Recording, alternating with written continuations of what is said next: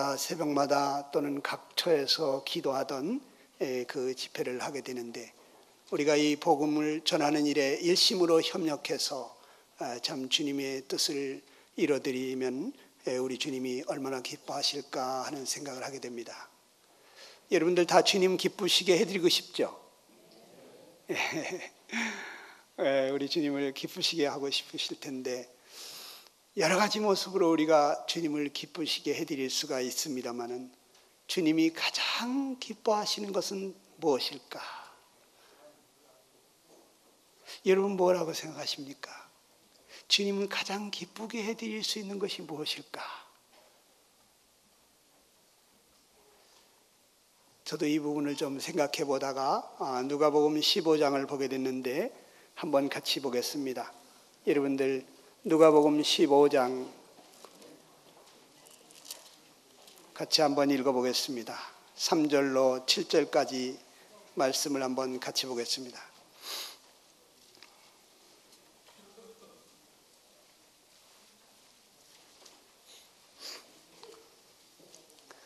찾으셨으면 한 목소리로 15장 3절로 7절까지 읽어보겠습니다. 시작. 예수께서 저희에게 이 비유로 이르시되, 너희 중에 어느 사람이 양 100마리가 있는데 그 중에 하나를 잃으면 99마리를 들여두고 그 잃은 것을 찾도록 찾아다니지 아니하느냐. 또 찾은즉 즐거이 어깨에 메고 집에 와서 그 벗과 이웃을 불러 모으고 말하되, 나와 함께 즐기자, 나의 잃은 양을 찾았노라 하리라.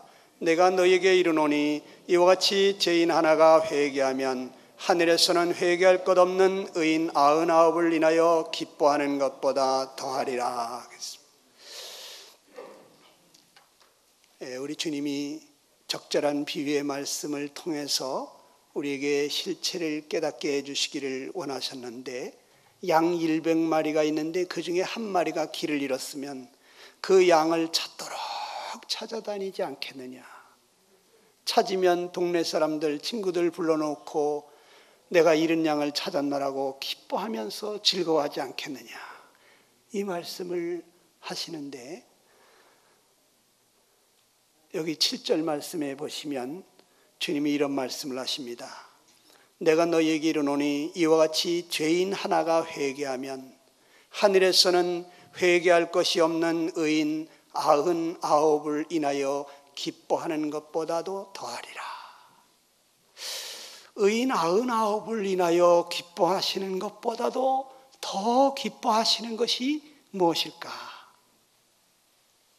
이건 대단한 기쁨인 것입니다. 죄인 하나가 회개하고 돌아올 때 의인 99을 인해서 기뻐하는 것보다도 더 기뻐하신다. 어마어마한 우리 하나님께 기쁨이 되는 것입니다. 죄인 한 사람이 회개하고 돌아올 때, 죄인이 돌아와서 의인이 되어 이제 하나님과 함께 영생 복락을 누리게 됐다. 이것은 하나님이 우리 천지 만물과 인간을 창조하신 목적이 성취된 것입니다. 하나님은 사람을 만드실 때 하나님의 형상으로 지으셨어요. 왜냐하면 하나님과 함께 살기 위해서 그와 같이 하셨죠. 그런데 그 하나님은 영원히 사시는 분이십니다. 그러니까 우리도 하나님과 함께 영원히 같이 살기를 원하신 것이죠. 마귀의 게임에 빠져서 이제 이 영원한 생명을 잃어버리고 하나님과 함께 할 수 없게 된 우리 인생들이 다시 우리 주 예수 그리스도로 말미암아 하나님께로 돌아와서 하나님과 함께 영생을 살게 됐다고 하는 것은 하나님이 인간을 창조한 목적이 성취되는 것입니다. 이것은 엄청난 기쁨인 것입니다. 여러분과 내가 이 땅에 태어난 이유인 것입니다. 디도서 1장 2절에 보게 되면 이 영생은 거짓 없는 하나님이 영원한 때 전부터 약속하신 것이다. 영원 전부터 이 영생을 주시기로 약속을 하셨다는데, 이 세상 창조되기 이전부터 성삼위 하나님께서는 우리 인간을 지으시고 인간에게 영원한 생명을 주시고자, 하나님과 함께 영생을 누리게 하시고자 이것을 약속하시고, 그리고 인간을 창조했다고 하는 것입니다. 한 사람이 주님께로 돌아오게 될 때 하나님이 이 우주 만물을 창조하시고 인간을 창조하신 목적이 성취되는 것이기 때문에 이것은 하나님에게 있어서 엄청난 기쁨인 것입니다. 하나님께서 간절히 바라던 아들을 희생하시면서까지, 그 엄청난 희생을 치러가면서까지 하신 그 희생이 이제 성취되는 것입니다. 그러니까 죄인 하나가 하나님께로 돌아오게 될 때 의인 99을 인해서 기뻐하는 것보다도 더 기뻐하신다. 마치 집 나간 자식이 돌아오기만 기다리는 그 간절한 부모님처럼 하나님은 하나님의 집을 떠나간 자식들이 돌아오기를 학수고대하고 계신 것입니다. 자식이 집을 나갔을 때 부모는 하루도 발 뻗고 제대로 편하게 잠을 자지 못하는 것입니다. 여러분, 자식 중에 집 나간 자식 있었습니까? 아니면 여러분이 집을 나가보셨습니까? 부모는 잠을 못 자는 것입니다. 밥을 맛있게 잡술 수가 없는 것입니다. 자식을 잃어버린 사람은 얼굴에 웃음이 없는 것입니다. 저는 여기 윤영채 형제 아버지가 계시죠. 윤명 아버님이 웃는 거 보셨습니까? 여러분 보셨습니까? 그분은 웃음이 없습니다. 둘째 아들을 잃었습니다. 둘째 아들을 먼저 보냈습니다. 그 다음부터 웃음이 없어졌습니다. 이번에 폐에 이상한 종양이 보인다고 오늘 오후에 입원해서 2박 3일간 조직 검사를 하고 이제 어떻게 치료할 것이냐, 수술도 어려운 크기라는데, 그래서 아마 오늘도 여기 집회에 나온다고 들었습니다만 아마 복음반에 가 계시겠죠. 사랑하는 여러분, 자식이 죽으면 부모는 자식을 가슴에 묻는다고 합니다. 웃음이 없어지는 것입니다. 살아있는 자식들은 때로는 TV를 보면서 재밌는 일거리로 깔깔대고 웃을 수도 있지만 아버지나 어머니는 웃음이 없는 것입니다. 왜냐? 사랑하는 자식이 죽었기 때문에. 한 영혼이 하나님 품으로 돌아와서 영생을 얻는다고 하는 것은 죽었던 자식이 다시 살아 돌아온 것 같이 기쁜 일입니다.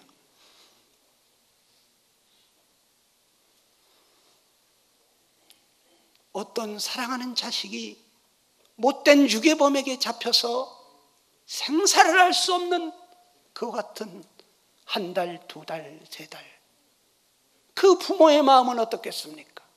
그런데 그 유괴당했던 아들이, 딸이 무사히 돌아오게 될 때 그 부모의 마음은 얼마나 기쁘겠습니까?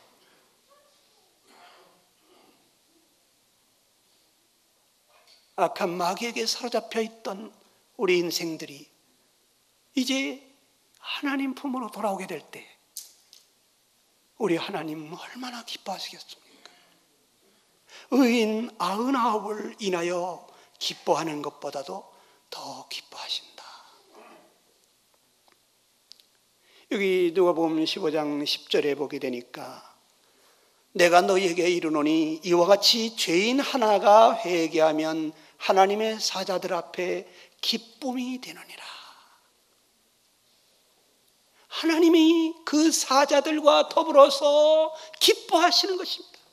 천국에서 잔치가 열리는 것입니다. 우리는 한 사람이 구원받았다, 그렇게 기뻐하지 않습니다.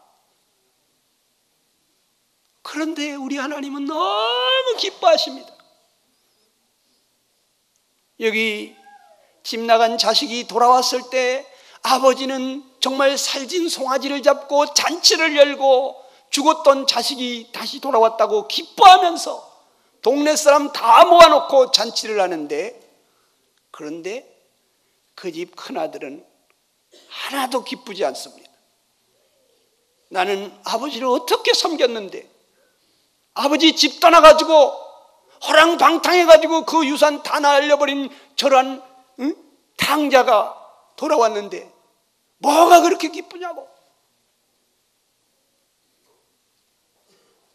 이 형님의 마음과 아버지 마음은 다른 것입니다.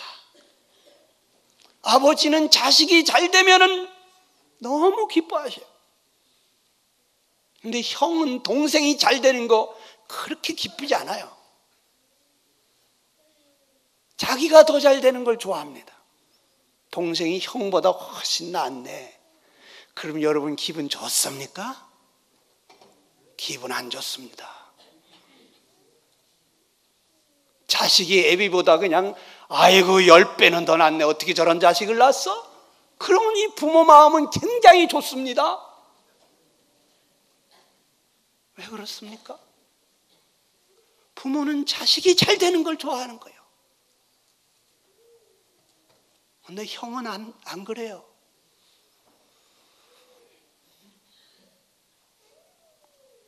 우리는 어떤 사람이 구원받았다고 하면 여러분 같이 기뻐하고 잔치를 하고 파티를 해줍니까?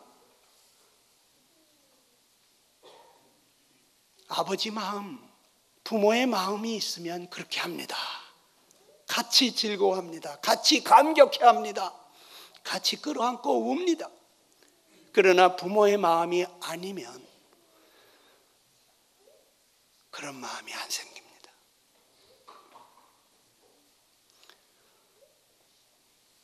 여러분, 죄인 한 사람이 회개하고 돌아와서 하나님 품으로 돌아오게 될 때 의인 99을 인해서 기뻐하는 것보다도 더 기뻐하신다는데, 여러분 이보다 더 하나님을 기쁘시게 할 수 있는 일이 있을까요? 여러분 찾으셨으면 그거보다 하나님이 이걸 더 기뻐합디다, 그런 것이 있으면 저한테 알려주시기를 바랍니다. 저도 배우기를 원합니다.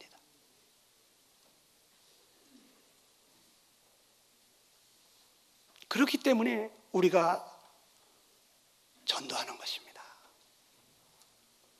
온 성도가 전도하는 사람이 되도록 양육하고 돌아보는 것입니다.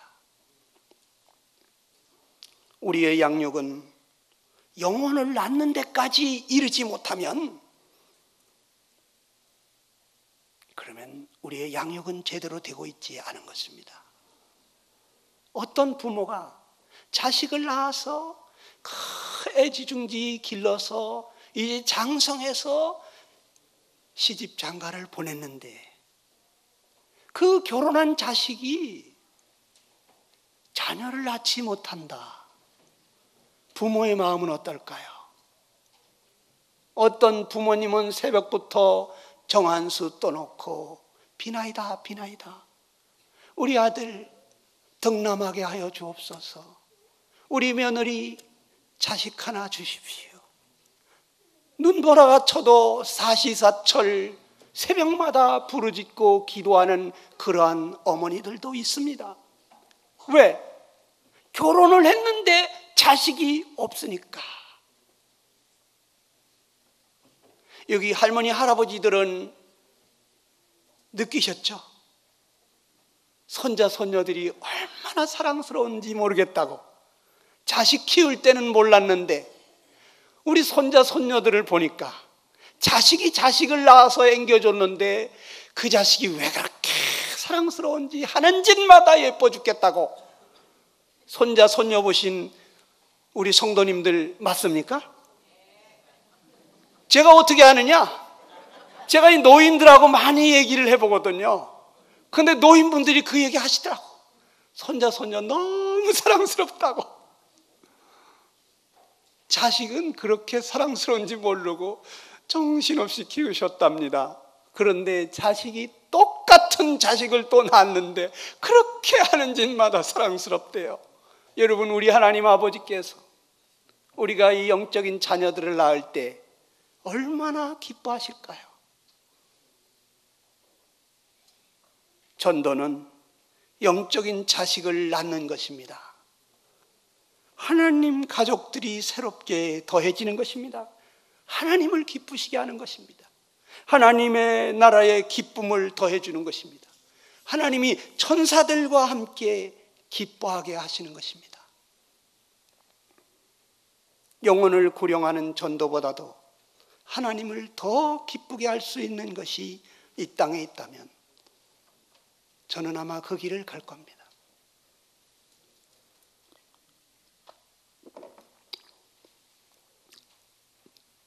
여러분이 이 땅에 지금 왜 살고 계시다고 생각하십니까? 사람은 다 사는 이유가 있어요. 이 세상 우주 만물 중에 목적 없이 만들어진 것이 아무것도 없습니다. 하나님은 왜 우리를 이 땅에 존재하게 하시는 것일까? 우리 구원받았으면 이제 천국으로 데려갈 것이지 왜 이 땅에 두고 계신 것일까? 예배 드리라고 그러시는 것일까? 천국에서는 예배를 못 드립니까? 천국에서는 아니 여기서보다도 더 감격적이고 신령한 예배를 드리지 않을까요?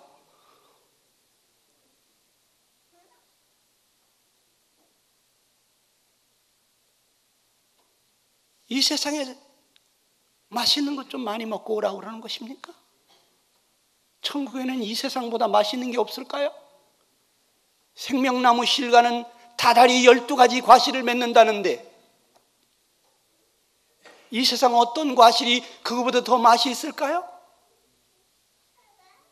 이 세상이 좀 좋은 집에서 경치 좋은 데서 살다가 오시라고 놔두는 걸까요? 이 세상 아무리 잘 꾸며놓고 잘 산들 천국만 할까요?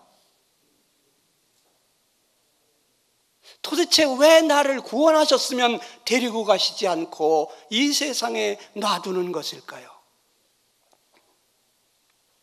우리 요한복음 20장을 한번 같이 보겠습니다.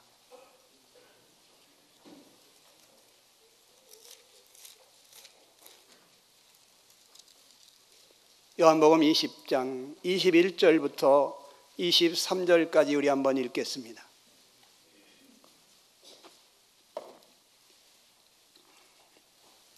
다 같이 시작. 예수께서 또 가라사대 너희에게 평강이 있을지어다. 아버지께서 나를 보내신 것 같이 나도 너희를 보내노라. 이 말씀을 하시고 저희를 향하여 숨을 내쉬며 가라사대 성령을 받으라. 너희가 뉘제든지 사하면 사해질 것이요 뉘제든지 그대로 두면 그대로 있으리라 하시니라. 아버지께서 나를 보내신 것 같이 나도 너희를 세상에 보낸다고 하셨습니다. 아버지께서 예수님을 왜 보내셨습니까? 누가복음 19장 10절에 보게 되면 인자가 온 것은 잃어버린 자를 찾아 구원하려 하심이라 그랬습니다. 예수님은 이 땅에 잃어버린 자를 찾아 구원하려고 오셨다는 것입니다.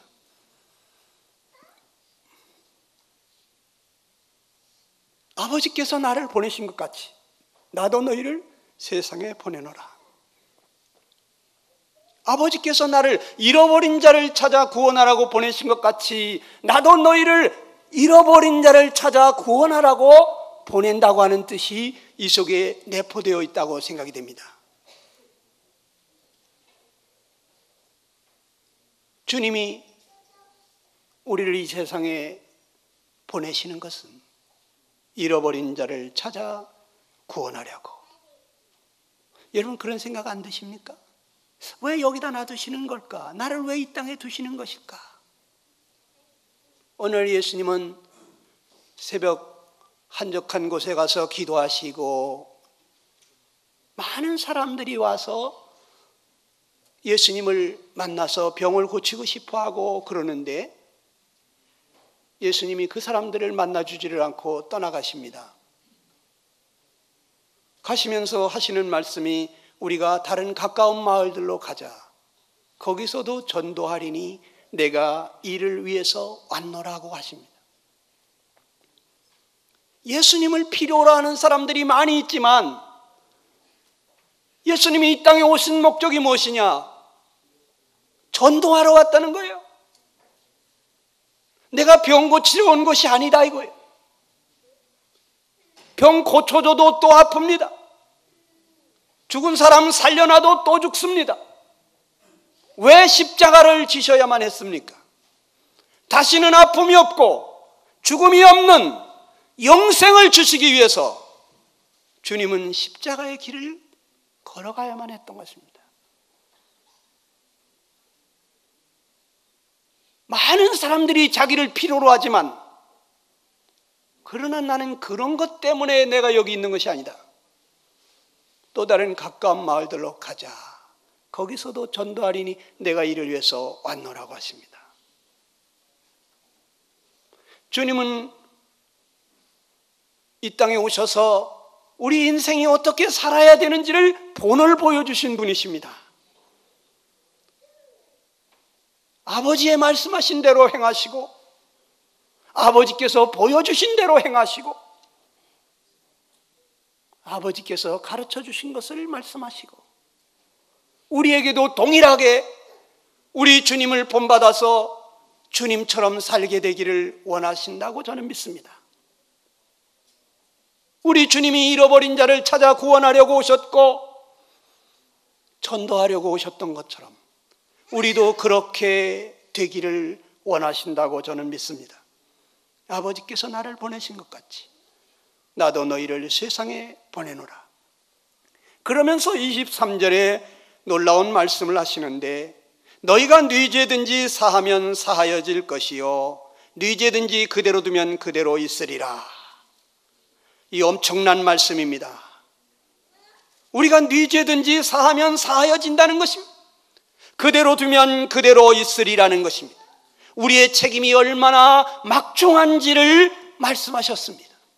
내가 어떻게 하느냐에 따라서 저들이 살기도 하고 죽기도 하고 천국에 가기도 하고 지옥에 떨어질 수도 있다고 하는 것입니다. 우리 주님께서 이미 이루어 놓으신 그 십자가의 구원의 복음의 사실을 우리가 증거하느냐 아니하느냐에 따라서 죄사함을 받을 자도 있고 영영이 지옥불 속에 떨어질 자도 있다고 하는 것입니다. 우리에게는 엄청난 사명을 맡기신 것입니다. 우리에게 어떤 병이든지 고침을 받고 죽을 사람도 살 수 있는 그러한 약을 우리에게 주셨다면, 죽어가는 사람들에게 그 약을 주지 않는다면 그 사람 어떤 사람입니까? 이건 아주 나쁜 사람이에요. 그 약 혼자 먹을 겁니까? 이거 나눠주기만 하면 살 수 있는 약을 가지고 있는데 그걸 나눠주지 않는다면 나쁜 인간 아니요? 어떤 의사가 분명히 고쳐서 살릴 수 있는데 내 몸 아니라고 내버려두면 그 의사가 정신 나간 의사 아닙니까? 나쁜 의사예요.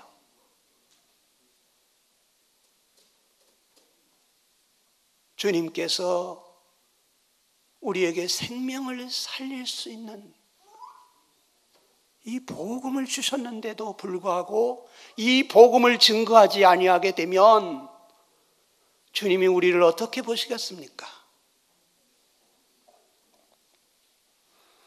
에스겔서 33장 8절에 보게 되니까 가령 내가 악인에게 이르기를 악인아 너는 반드시 죽으리라 하였다 하자 내가 그 악인에게 말로 경고하여 그의 길에서 떠나게 하지 아니하면 그 악인은 자기 죄악으로 말미암아 죽으려니와 내가 그의 피를 내 손에서 찾으리라 그랬습니다.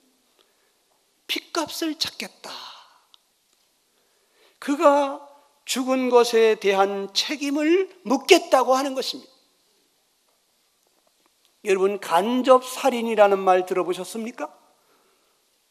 직접 내가 사람을 죽이지 아니했어도 살 수 있는 사람을 내가 방치해서 그 사람이 죽게 된다면 나는 간접살인자가 되는 것입니다. 그 죽음에 대해서 반드시 책임을 물을 것입니다.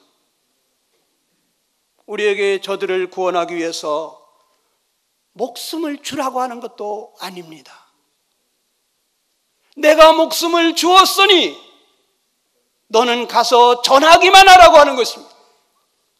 얼마나 다행한 일입니까? 저들을 구원하기 위해서 네 팔다리를 하나 잘라주라고 해도 해야 될 판인데 지옥 갈 영혼 위해서 내 팔다리 하나 잘라서 저들을 살릴 수만 있다면 이것도 해야 되잖아요. 우리 아버지와 어머니와 가족들이, 내 사랑하는 사람들이 영원히 꺼지지 않는 세세토록 밤낮 괴로움을 받는 그 지옥에 떨어지지 않을 수만 있다면 우리가 팔다리 하나 잘라줄 수도 있잖아요. 그런데 주님이 그리하라고 하시는 것도 아니고 내가 머리끝서부터 발끝까지 산산이 찢기고 내어줬으니 너는 그냥 가서 전하기만 하라는데 전하지 않아서 그래서 저들이 지옥 간다면 주님이 그 핏값을 우리에게 찾으시지 않으시겠습니까? 내가 악인에게 말로 경고하여 그의 길에서 떠나게 하라고 했습니다.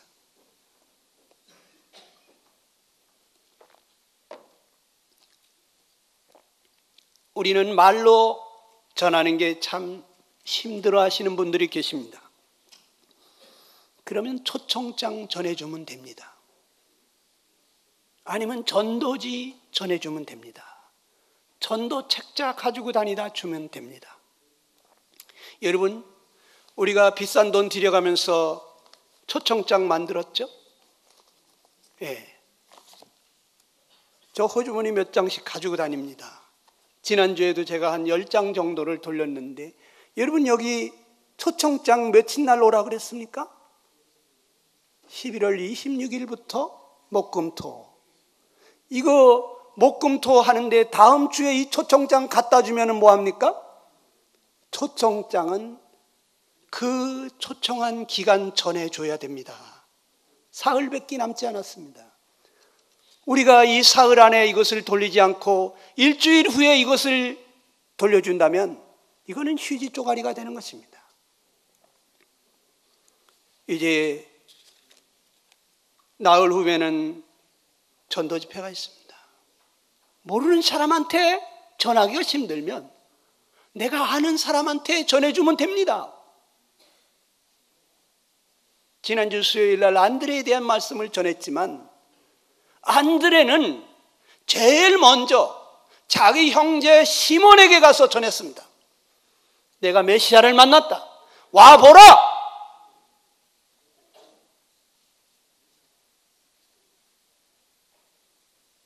사랑하는 사람한테, 가까운 사람에게, 아는 사람한테 전하면 됩니다. 왜 모르는 사람한테 전하면서 욕먹을까봐, 얼굴 뜨뜻해질까봐 겁냅니까? 겁낼 필요 없어요. 우리 주변에 아는 사람 많잖아요. 어떤 사람이 준비된 사람인지 우리는 알 수가 없습니다. 그저께 어떤 분 할아버지 초청장을 전해주면서 목요일부터 특별 집회 있는데 아버님 초청장 하나 드립니다. 시간 되면 오십시오 그랬더니 시간을 내고 기억했다가 시간 내서 한번 와보겠다고 초청을 받았으니까 그러시더라고요. 뜻밖의 반가운 소식이에요. 이 사람이 그렇게 응하리라고는 저는 생각 못했어요. 누가 준비된 사람인지 모릅니다. 우리하고 관계된 사람들에게 초청장을 열심히 갖다 주세요. 3일 동안 한 사람당 10명씩만 갖다 주세요. 초청장이 부족하면 더 만들면 됩니다.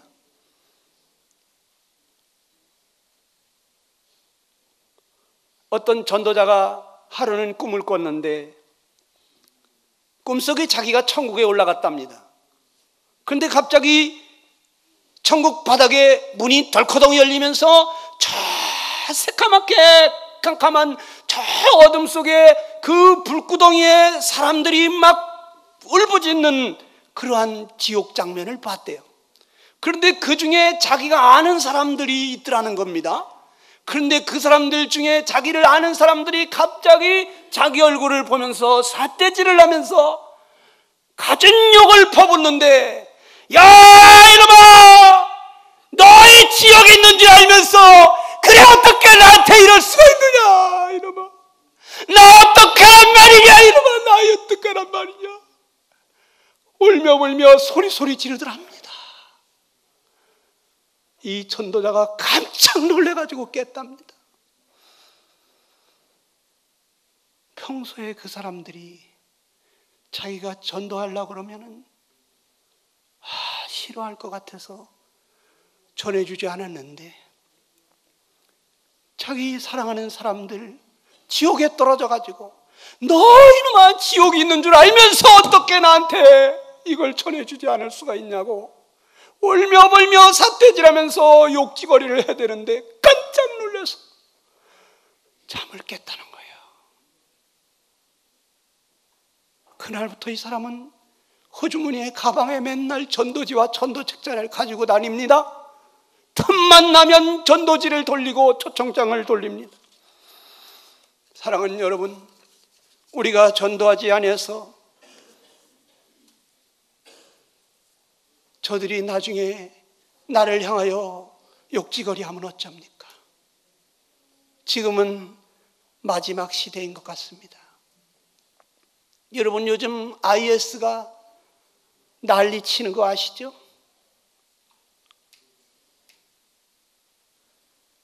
러시아 민항기 폭파시켜서 300명씩이나 죽이더니 프랑스에 가서 테러를 하고 중국 사람도 죽이고 영국 사람도 죽이고 미국도 건드리고 전 세계 강대국도 겁없이 다 건드립니다.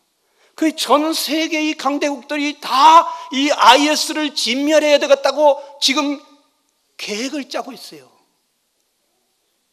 전 세계 폭격기가 이 IS에 주든지 중동을 향해 날아가게 생겼습니다. 중동에서 전쟁이 일어나게 생겼습니다. 성경에 말하는 대로 이 중동에서 전무후무한 그러한 전쟁이 일어날 것이라고 말씀하신 대로 지금 세계 3차 대전이 일어날지도 모르는 이러한 위태한 때에 우리가 살고 있습니다. 우리가 마지막 전도 집회를 하는지도 모르겠습니다. 이 전도 집회가 마지막 기회일 수도 있다는 생각이 듭니다. 자기 발에 불똥 떨어지기 전에는 절대로 놀라지 않는 사람들이 있습니다. 이 시기를 알아야 한다는 것입니다. 자다가 깰 때가 벌써 되었다는 것입니다. 이제 우리의 구원이 처음 믿을 때보다 가까웠음이니라. 밤이 깊고 낮이 가까웠으니 그러므로 어둠의 일을 벗고 빛의 갑옷을 입자고 하십니다. 낮에와 같이 단정히 행하고 방탕하거나 술 취하지 말며 음란하거나 호색하지 말며 다투거나 시기하지 말고 오직 주 예수 그리스도로 옷 입고 정욕을 위하여 육신의 일을 도모하지 말라고 하십니다.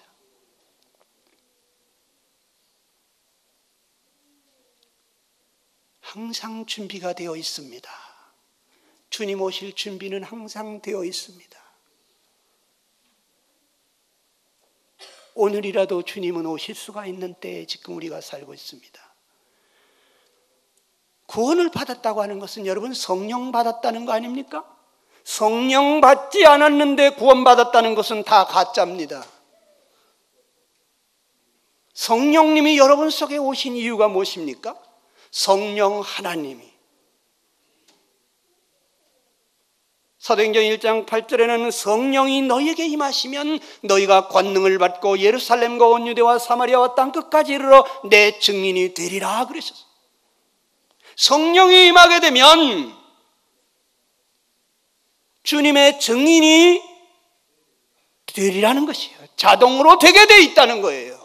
성령 받고도 우리 주님을 증거하지 않는 사람은 가짜일 가능성이 많습니다. 어떻게?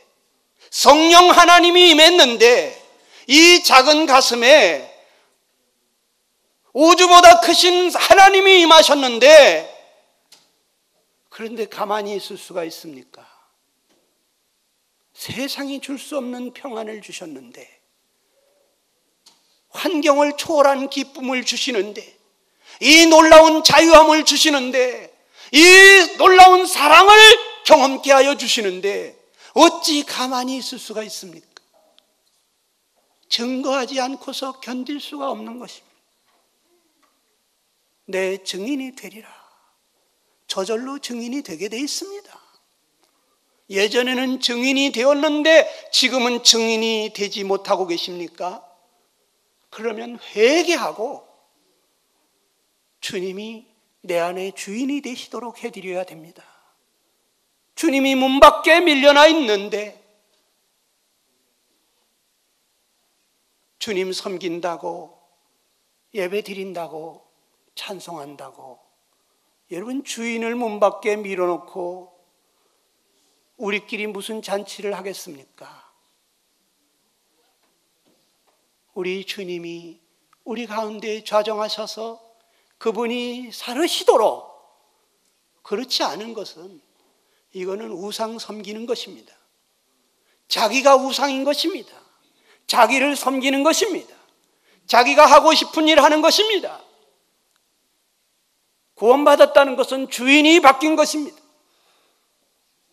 네가 주인이었지만 이제는 내가 주인이라는 것입니다. 주님이 주인이신 것입니다. 증인은 아무나 되는 게 아니잖아요.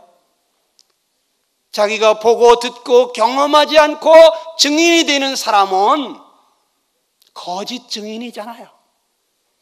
남한테 들은 얘기 전달하는 거, 그거 힘이 없습니다. 그렇다고 그럽디다. 어떻게 아십니까? 우리 목사님이 그러던데요. 성경에 그렇게 말씀하시던데요. 그러나 이 성령으로 말미암아 하나님의 말씀이 이 마음속에 확신으로 와 닿게 될 때, 이 말씀이 진리요, 이 말씀이 사실이라는 걸 깨닫게 될 때, 그렇습니다. 죄의 삭은 사망이요. 죽은 사람들이 하나님 앞에 다 나와서 각기 행한 대로 심판을 분명히 받습니다. 어떻게 그렇게 장담하느냐? 성경이 말해주고 있습니다. 성령께서 내게 말했습니다. 이것이 사실이라고.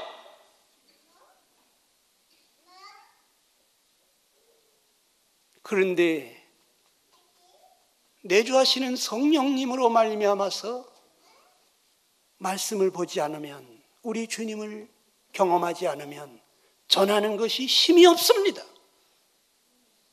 그러니까 머리 빡빡 깎고 30년, 50년 수도하시는 그런 분들이 하시는 말 있잖아요.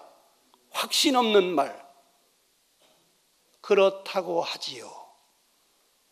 나도 잘 모릅니다. 그러나 그렇다고 하지요. 그분들 얘기는 항상 그래요.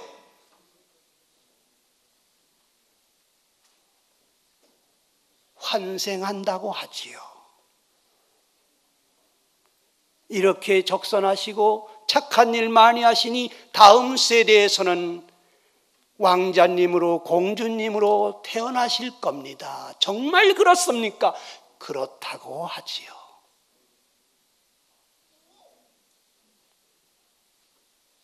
여러분, 성경은 사실입니다. 성령 받지 아니하면 우리 주님을 증거할 수가 없어요.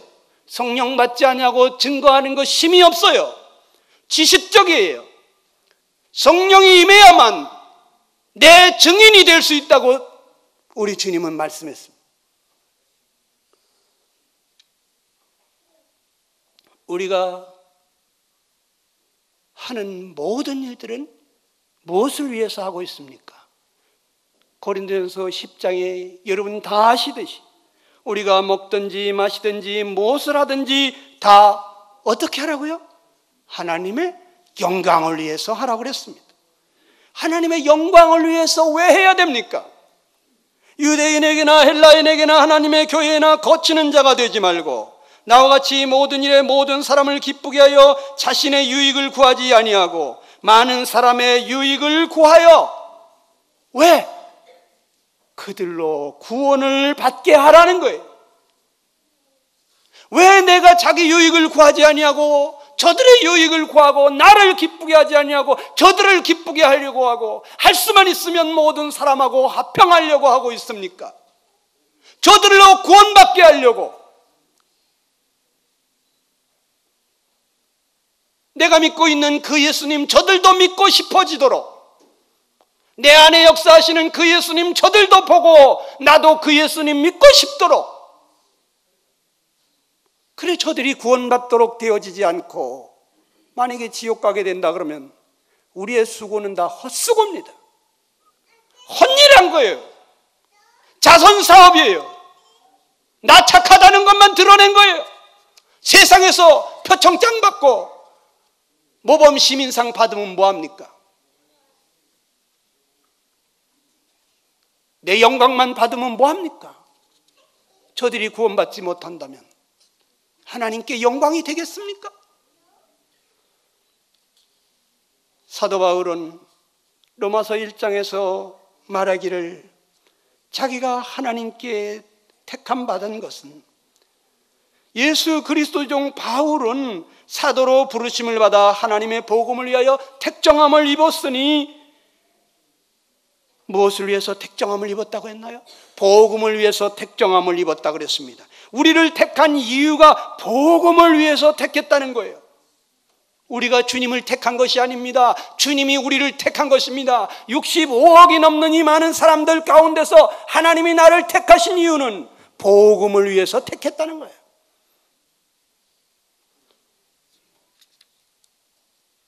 여러분, 지극히 높으신 어떤 황제가 초야에 묻혀 사는 나를 불러서 당신의 대사로 삼았다면 여러분이 얼마나 큰 영광입니까? 어느 나라에나 가서 이 황제의 이름으로 가서 거기에서 대사가 되게 했다면 얼마나 영광스러운 일입니까? 만왕의 왕 되신 하나님께서 여러분과 나를 택하셨다고 하는 것은 그리하여 이 세상의 화평의 복음을 전하는 사신으로 삼았다고 하는 것은 이것은 얼마나 큰 영광입니까? 이럴 때 우리가 하는 게 있죠. 사극에 보니까 많이 나오더구만. 만세 만세 만만세 성은이 만극하여이다. 하나님이 이 많은 사람들 중에서 나를 택했다고 하는 것은 이건 무엇으로 보답하겠습니까? 충성을 다해야 되는 거예요. 사도 바울이 예수 그리스도의 종으로 부르심을 받았다고 그랬는데 이 부르심을 받았다는 것은 수소문을 해서 찾았다고 하는 뜻이 있습니다. 내가 무엇이간데 하나님께서 이 많은 사람들 중에서 나를 수소문해서 찾으셨을까? 뭐에 쓰시려고? 사도 바울은 하나님이 나를 복음을 위해서 택정하셨다고 그랬어요. 복음을 전하라고. 그래서 그는 로마서 1장 14절 이하에 보게 되면 내가 헬라인이나 야만인이나 지혜 있는 자나 어리석은 자에게 다 내가 빚진 자라 그랬습니다. 그러므로 할 수 있는 대로 로마에 있는 너에게도 복음 전하기를 원한다고 했습니다. 여러분, 복음의 빚진 자라고 그랬습니다. 여러분, 빚진 자는 어떤 사람입니까? 빚을 갚기 전에는 늘 마음이 눌리는 거예요. 빚을 지고도 자기 하고 싶은 거 다 하고 먹고 싶은 거 다 먹고 사고 싶은 거 다 사고, 이런 사람 양심도 없는 인간이에요. 아니면 사기꾼이에요. 남의 것을 등쳐먹으면서도 전혀 뻔뻔한 사기꾼이에요. 그런데 사도 바울은 자기가 복음에 빚진 자고 그랬습니다. 물질에 빚을 졌으면 물질을 갚아야 되지만 그는 복음에 빚을 졌기 때문에 이 복음을 전하느라고 집에서나 길에서나 앉았을 때나 서 있을 때나 계속 복음을 전하다가 알지도 못하고 만나보지도 못한 그 로마에까지 가서 복음을 전하려고 내가 너희에게 가기를 원한다 그럽니다. 헬라인이나 야만이기나 지혜 있는 자나 어리석은 자에게나 남녀노소를 막론하고 모든 사람에게 복음의 빚을 졌다고 그랬어요. 그가 갚아야 될 내용은 복음입니다. 모든 사람에게 갚아야 합니다. 그래서 고린도전서 9장 16절에 보니까 내가 복음을 전할지라도 자랑할 것이 없으면 내가 부득불할 일임이라 만일 복음을 전하지 않으면 내게 화가 있을 것이라고 했습니다. 자기가 이렇게 복음을 열심히 전하고 있지만 자랑할 게 아무것도 없다는 거예요. 빚진 사람이 빚을 갚으면서 뭔 자랑할 게 있습니까? 마땅히 할 일을 한 것뿐인데 빚을 안 갚으면 화가 있지. 내가 이 복음을 전하지 않으면 내게 화가 있으리라는 것입니다. 오늘날 많은 사람들이 복음을 전하지 않으면서도 아무 부담을 느끼지 않는 사람들이 있습니다. 우리 성도들 가운데도 복음의 빚을 갚지 않고 있으면서도 양심의 가책을 잠재우기 위해서 복음 전하는 것은 그 전도의 은사 있는 사람들이 하는 것이지 아무나 전도하나? 이렇게 하면서 전도하지 않는 것을 그냥 당연한 것처럼 자기 변명하면서 합리화시키는 사람들이 있습니다. 이 빚을 갚지 않으면서도 전혀 부담을 느끼지 않는 사람들, 정상이 아닙니다. 누군가 나에게 복음을 전해주지 않았더라면 내가 어찌 믿을 수가 있었겠습니까? 누군가 날 위해 기도해 주지 않았더라면 내가 어찌 구원을 받을 수가 있었겠습니까? 누군가 나에게 이 사랑을 나타내 주지 않았더라면 어떻게 내가 이 교회로 나올 마음이 생겼겠습니까? 우리는 다 복음에 빚진 자들입니다. 무엇보다도 하나님께 가장 큰 빚을 진 자입니다. 하나님 자기의 사랑하는 독생자까지 내어주시면서 이 어마어마한 희생을 하시면서 나를 구원하는 일을 하신 분이십니다. 우리 죄를 위해서 거룩하신 하나님의 아들이 희생이 되셨습니다. 우리는 다 하나님께 사랑의 빚, 복음의 빚을 진 자들인 것입니다. 우리는 이 빚을 갚기 위해 틈만 나면 복음을 전했던 사도 바울처럼 그렇게 살아야 한다고 생각이 됩니다. 사도 바울이 어느 날 내가 그리스도를 본받은 것 같이 너희도 나를 본받으라 그랬어요. 근데 저는 총각 때 철이 없어서 그랬는지 모르겠습니다만은 내가 왜 사도 바울을 본받아야 되나? 그러면 난 사도 바울보다 못한 사람이 되잖아. 사도 바울이 주님을 본받아서 저렇게 됐으니까 나도 주님을 본받아야 되겠다. 그러면 나도 사도 바울처럼 되지 않을까? 사도 바울보다 더 하든지. 그래서 사실 저는 총각 때 결혼을 안 하려고 그랬어요. 사도 바울이 자기도 결혼 안 했는데 나처럼 그냥 지내는 게 좋대요. 그래서 저 결혼 안 하려고 그랬어요. 스스로 된 고자가 되려고 그랬어요. 그런데 사방에서 사귀는 사람 있냐고 물어보고 소개시켜주겠다고 자꾸 그래서 주님 왜 이러십니까? 기도하다 보니까 독초하는 것이 좋지 못하다는 것을 알게 됐어요. 그래서 주님, 그러면 독초하는 것이 좋지 못하면 주님께서 돕는 배필을 지어서 이끌어 주셨듯이 저에게도 그렇게 해주십시오. 저 영안이 밝게 해주셔서 이 여자가 내 여자인지 저 여자가 내 여자인지 알게 해주십시오 하고 제가 기도하고 있었는데 저희 집사람이 나타났어요. 그래가지고 주님 뜻에 순종해서 제가 결혼을 했습니다만, 결혼하고 신혼여행을 저 삼랑진 무척산 기도원으로 갔습니다. 2박 3일간 금식 기도하면서 신혼여행을 보냈습니다. 여러분, 오늘 많은 사람들이 자기 행복을 위해서 결혼합니다. 결혼은 주님을 위해서 하는 것입니다.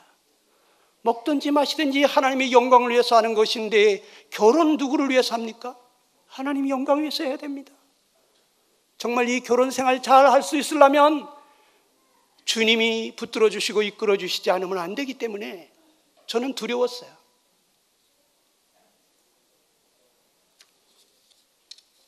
곁길로 갔습니다마는 아무튼 구원받은 성도는 다 사도 바울과 동일한 은혜를 받은 사람들입니다. 바울 사도만 그 큰 은혜 받고 그 빚을 졌습니까? 우리 모두 복음의 빚진 자 아닙니까? 빚을 다 갚기 전에 두 다리 뻗고 잔다는 것은 이건 양심의 가책을 받아야 되는 것입니다. 고린도전서 9장 19절 23절 이하에 보면 내가 모든 사람에게 자유로우나 스스로 모든 사람에게 종이 된 것은 더 많은 사람을 얻고자 함이라 그랬습니다. 내가 여러 사람에게 여러 모습이 된 것은 아무쪼록 몇 사람이라도 구원하고자 함이라 그랬습니다. 내가 복음을 위하여 모든 것을 행하면 복음에 참여하고자 함이라 그랬습니다. 어찌하든지 더 많은 사람을 얻고자 자신의 모습은 어찌 되든지 자기가 종처럼 섬기는 자가 될지라도 조금도 개의치 않았습니다. 사도 바울은 복음을 위해서 모든 것을 행한다고 그랬어요. 뭐 때문에 사느냐? 뭐 때문에 먹느냐? 뭐 때문에 숨 쉬느냐? 복음을 위해서 자기는 그와 같이 하고 있다는 것입니다. 우리의 삶이 무엇을 위해 사는 것입니까? 복음을 위한 것이 아니라면 그것은 잘못된 거 아닐까요? 로마서 1장 16절에 보니까 내가 복음을 부끄러워하지 않으면 이 복음은 모든 믿는 자에게 구원을 주시는 하나님의 능력이라고 그랬습니다. 왜 복음을 부끄러워하지 않았습니까? 모든 믿는 자에게 구원을 주기 때문인 것입니다. 그래서 사도 바울은 이 복음을 자랑하면서 다녔습니다.